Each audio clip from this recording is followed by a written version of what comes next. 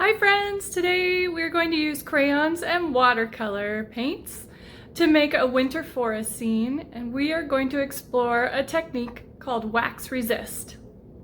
To get started, you'll need a few supplies. You'll need a piece of white paper, thicker paper. It works the best, but copy paper works as well. And we have watercolor paints, a brush, water, and a white crayon.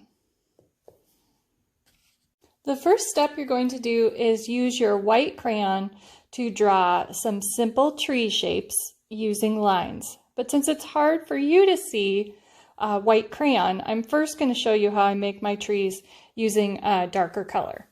So we're going to just use simple lines to make our trees.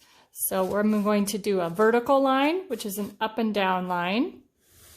And then I'm going to use some diagonal lines going down the tree to make the branches.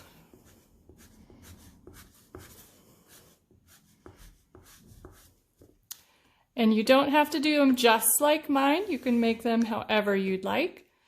You can stagger them, which means not have them be the same on either side. Or you can do a whole bunch of lines. You can do just a couple lines if you'd like, a tree that doesn't have very many branches.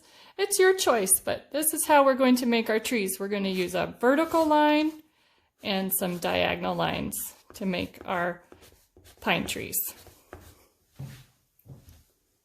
So the first step for our winter scene, I'm going to take my white crayon and draw on the white paper, and I'm going to make some tree shapes using my vertical line and some diagonal lines to show the branches.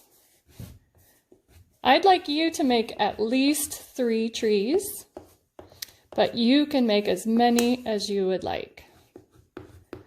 Make sure to try to press hard so that you're leaving the wax of the crayon behind on the paper.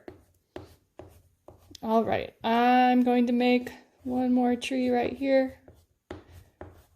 And you can go slower than I am. I'm just trying to get to the next step. All right. So next, I'm going to wake up my watercolors. So I'm going to use my brush, dip it in my water, tap, tap.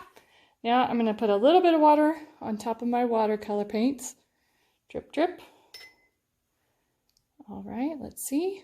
That looks pretty good. I've got a lot of paint in my brush, and now I'm going to cover my paper with my paint, and I'm going to use horizontal lines, which are across the page like this. If my brush starts to dry out like this, I'm just going to dip it back in the water, get some more paint, and keep going. All right, do you see what's happening? My trees are appearing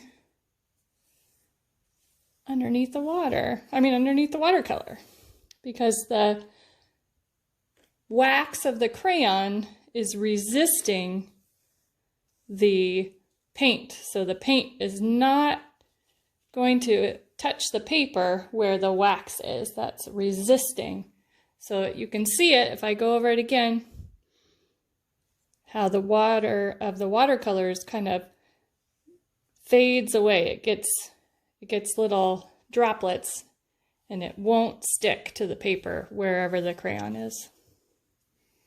All right, so those are the main steps.